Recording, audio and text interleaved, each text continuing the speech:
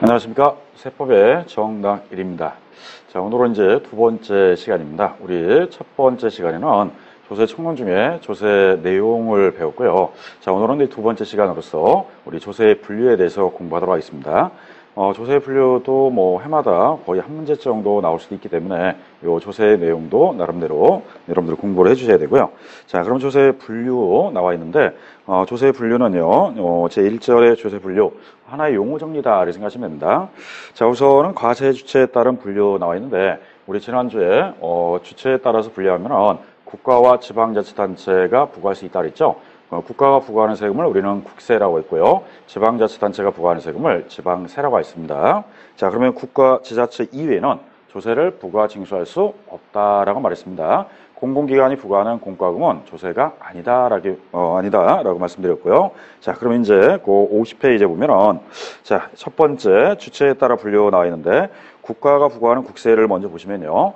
국세는 국세기본법, 국세징수법, 조세범 처벌법 등 체계적이고 조직적으로 정비되어 있으며 각 세목이 각각의 개별법률, 개별법주의로 구성되는 일세목, 일세법, 법률의 원칙에 따라 구성되어 있다. 현행 법률에 규정하는 국세는 14개 세목이다. 이렇게 나와 있습니다. 자, 이 말은 국세는 우리가 세목수는 14개인데요. 법률로 말하면 하나의 세목에 하나의 법이다. 그러면 세목이 14개니까 그 세목 하나하나당 법률이 들어가 있다 이 뜻이에요. 그래서 나중에 여러분들 궁금해서 뭐 법률을 찾아보고 싶다 그러면 소득세가 궁금하면 소득세법을 찾아야 되고요.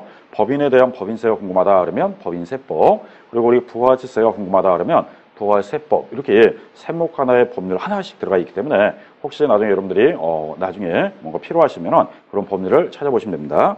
자, 그 다음에 두 번째 지방세 나와 있는데, 자, 지방세는 현행 법률에 규정하고 있는 지방세는 지방세 기본법, 지방세법, 지방세 특례 제한법이 있으며 지방세법은 단일법, 즉 단일법주의 지방세의 모든 세목의 내용을 수록하는 다세목 1법률의 원칙에 따라 구성되어 있다.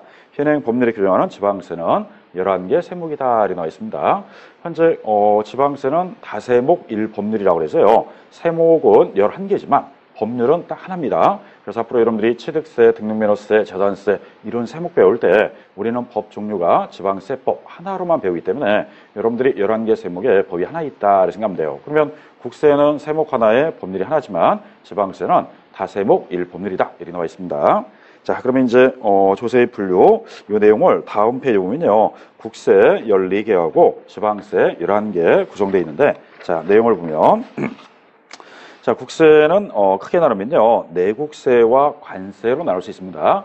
우리 보통 국세청에서 과세하는 게 내국세고요. 관세는 외국에서 우리 물건 수입할 때 내는 게 관세죠. 이 관세는 별도로 관세청에서 부과합니다. 자, 그러면 내국세 관세까지 다 토탈해서 총 14개가 있는데, 자, 내국세를 좀 더 내용을 보면 우선은 보통세와 크게 목적세로 나눕니다. 자, 이 보통세, 목적세는 목적에 따라 분류하는 건데 좀 이따 우리 보통세, 목적세가 나올 거예요. 그럼 목적세는요, 처음부터 걷어가지고 그 용도에만 쓰자. 그래서 목적을 가지고 과세하는 세금을 목적세라고 합니다. 그러면 목적세는 걷어가지고 아무 용도에 쓰면 안 되고 그 해당하는 용도에만 딱 묶여있기 때문에 목적을 갖고 과세하는 세금인데, 자, 목적세는 세 가지가 있습니다. 우선은 교육 발전을 위해서 걷는 걸 우리는 교육세라고 하고요. 그 다음에 농어민을 지원하기 위해서 부과하는 걸 농어촌 특별세라고 합니다. 그리고 교통, 에너지, 환경세는요, 교통이라고 해서 우리 도로건설, 지하철, 항만, 공항 이런 거에 막대한 사회 기반시설이 들어가기 때문에 그런 세금을 걷어가지고 지원해 주는 게 교통, 에너지, 환경세입니다.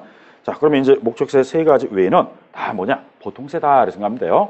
자, 보통세는 다시 직접세와 간접세가 또 나눠졌습니다. 우리 직접세라고 하면요, 납세자와 담세자가 일치한다. 즉 본인이 납세자고 본인 주머니에서 부담을 하는 걸 우리는 직접세라고 합니다. 그런데 간접세는요, 납세자가 따로 있고 부담자가 따로 있어요. 그러면 대표적으로 우리 소비세 같은 게 간접세인데 부담은 대부분 우리 소비자가 합니다. 어떠한 물건을 소비할 때마다 여러분들이 부담을 하는데 여러분들이 물건 살 때마다 물건값에다가 세금을 포함해서 물건값을 치러요.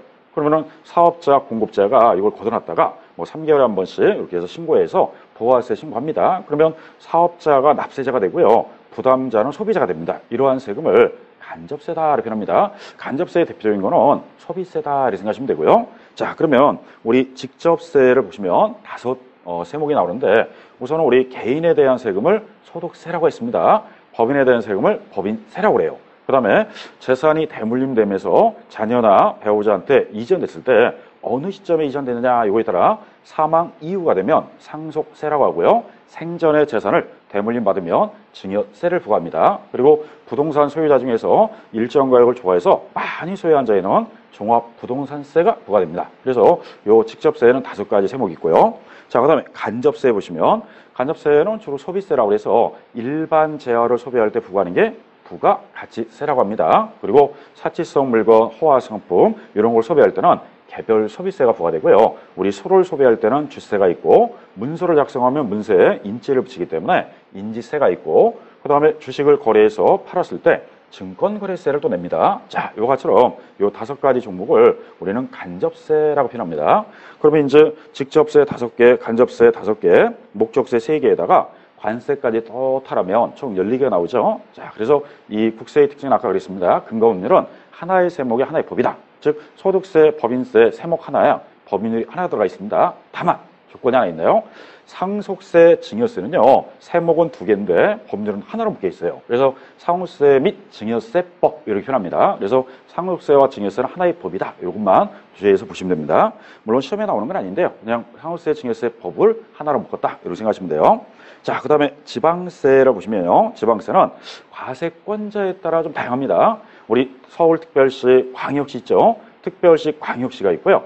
특별시, 광역시에는 자치구가 있습니다. 그래서 특별시, 광역시, 구 여기까지 해서 11개의 세목으로 구성되어 있고요. 자, 그 밑에 도세와 시군세라고 해서 우리 경상남도, 충청남도, 충청북도 이렇게 도가 있죠. 도에는 거기에는 다시 시군이 있기 때문에 도와 시군을 더하면 또 11개 세목이 나옵니다. 자, 그러면은 그걸 전체를 치면 22개인데 요거는 과세권자에 따라 좀 세분화되어 있기 때문에 특별시, 광역시, 구에서 11개 그 다음에 도에서 시군까지 해서 11개 이렇게 해서 11개가 지방세 세목이다 이렇게 생각하셔야 됩니다. 그리고 근거법률은 다세목 1법률이라고 해서 아까 단일법주예요. 지방세법 하나에 11개 세목을 다 수록하고 법률에 명시되어 있다 이렇게 나와 있습니다. 자, 그러면 이제 국세와 지방세 구분을 한번 해봤고요. 자, 요거는 여러분들이 국세 12개, 지방세 11개 다 암기하기는 힘들어요. 그냥 세목이 이런 게 있구나 그 정도만 여러분들이 비교하면서 봐두시면 되고요. 자, 이제 두 번째는 과세 목적에 따라 분류하라 이렇게 나와 있는데 자, 좀 전에 우리 국세 편에서 보통세와 목적세가 있다 그랬죠. 자, 보통세는 목적세를 제외한 나머지가 다 보통세다 이렇게 생각하면 되고요. 목적세는 처음부터 목적을 가지고 과세하는 세금을 목적세라고 합니다. 자, 목적세는요, 우리 중개사 문제 9회 이전까지는 한 3번 정도 출제했는데 9회 이후부터는 거의 출제가 없기 때문에 목적세는 최근에 와서는 거의 시험을 안 내고 있습니다. 참고로 보시되 목적세가 현재 5가지가 있는데 국세에 속하는 게 3개, 지방세에 속하는 게 2개가 있습니다. 자, 그러면 국세에 속하는 목적세는요, 교육세, 농어촌 특별세, 교통, 에너지, 환경세인데, 그 여러분들이 세목만 보셔도, 이게 어느 용도로 쓰는 돈이다. 이게 딱 정해져 있습니다. 그 외에는 쓸 수 없다 그랬죠. 그래서 교육세, 농어촌 특별세, 교통, 에너지, 환경세, 이 3가지는 국세에 속하는 목적세입니다. 자, 다음 페이지 보면, 지방세에 속하는 목적세라고 해서요, 지역자원시설세하고 지방교육세 2가지가 있는데, 지역자원시설세다 지방교육세 이 2가지도 지방세의 목적세예요. 그래서 지역자원 간의 어떠한 균형 발전이라든지 수질 개선 또는 뭐 수자원 보호 이런 용도로 쓰기 위해서 만든 거를 지역자원 시설세라고 합니다. 그리고 지방교육세는 말 그대로 지방교육 재정을 도와주기 위해서 쓰는 돈이고요. 자, 그래서 이 5가지를 현재 국세, 지방세, 목적세로 되어 있다. 그러면 좀 아까 우리 국세, 지방세 다 더하면 25가지 세목이라고 했습니다. 그 중에서 5가지가 목적세고요. 나머지 20개는 뭐냐? 보통세라고 합니다. 그래서 보통세와 목적세 2가지로 갈랐을 때 목적세가 5개뿐이 없으니까 목적세는 그냥 세목 정도만 여러분들이 가볍게 좀 기억을 해주시고요. 자, 관련 연습 문제는 나중에 한번 풀어보십시오.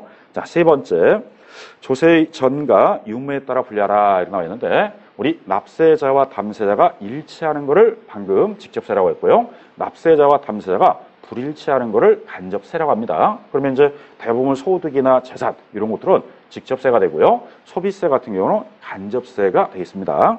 그 직접세, 간접세는 타인에게 조세를 전가할 수 있느냐, 전가할 수 없느냐 요거에 따라 직접세, 간접세가 있고요. 그냥 직접세, 간접세는 여러분들이 참고할 정도만 하시면 됩니다.